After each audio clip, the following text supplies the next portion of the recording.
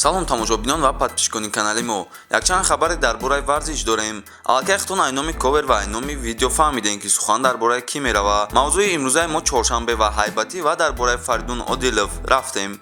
доруҳои алҳадая ба намуди капсула ва равған ки ҳатто Ҳабиб Нурмагомедов тавсия медиҳад ба шумо пешниҳод мекунем ки барои нест кардани кирм, баровардани ришумӯи сар, зиёду кам кардани вазн, дарди меъдаю безурётӣ, доғҳои сафеди пӯст ва хубтар кардани биноӣ кӯмак мекунад. Дастафка ба ҳама шаҳрҳои Русия. Дар шаҳри Москва ва Санкт-Петербург офисҳои калони ин ширкат қарор доранд. Рақамҳо барои тамос дар рӯи экран.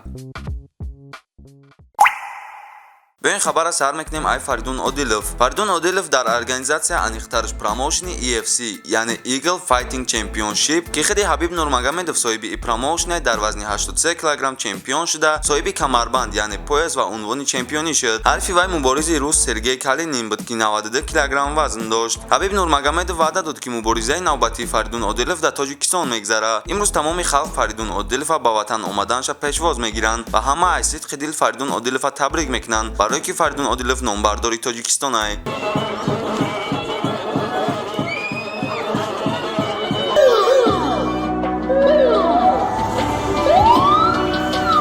мо хурсанд бачаҳомон, фақат манам хел ҳар дафъа равад мо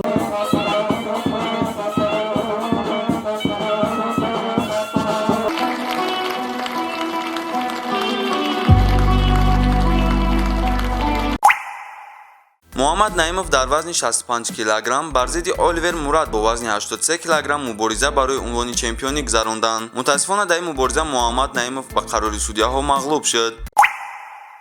сар мекунем мавзӯи асосии имрӯзамона, яъне мавзӯи чоршанбе ва Муҳаммад Ҳайбатӣ. мо дар барномаи пешнамон гуфта гузашта будем ки чӣ хел иди нафар гапҳошон мегреза ва бояд ба майдон биромада рӯбарӯ шаванд. яъне мо гуфта будем ки грехтани гапҳои иё аз як гапи Муҳаммад Ҳайбатӣ сар мешава, баъдан ва ё вомехӯранд ай пеш гап мезананд. пас аи дар барномаи Тамаев Ҳайбатӣ чоршанбера башата мезана. дар бисёри барномаҳо иди нафар рӯбарӯ мешаванд ва хела гапҳо мегӯянд. иша ҳар гап мега иша. ягон барномае нест ки дар вақти бидани як тарафи дим афсӯждад нашава. аллакай бисёр промоушинҳо дар бораи муборизаи иди нафар гап мезананд ва мехоҳанд ин муборизаро ташкил кунанд. яке чӣ хеле ки мо фаҳмидем ин мубориза ба наздикӣ барпо намешава. чоршанбе бо сабаби лат хӯрдани як китфаш яъне травма доштанаш натонист пеш аз соли нав бо Ҳайбатӣ рӯбарӯ шава. баъдан дар пресс-конференсияи хардкор чоршанбера қати Никита Салонин рӯбарӯ монданд ва муборизашон пас аз 3 моҳ ташкил мешава. ин шахтон медонед тамошобинони гиромӣ ки чоршанбе дар ҳар як пресс-конференсия ягон треш-ток мекунад ва бегап намешина.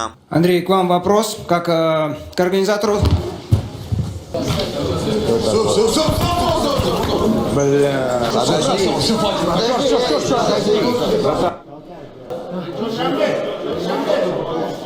Оставь микрофон.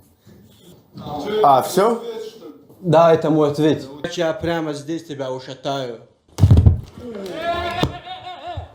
Моряк, выходи! Очкошник нахуй! дар пресс-конференсияи пешина чоршанбе бо ҳамроҳи Тимур Никулин гапош гирехта буд ва чоршанбе Никулина ҳамуҷа зада буд. мо кам тараки наворш наёфта тонистем то ки пешкаши шумо кунем.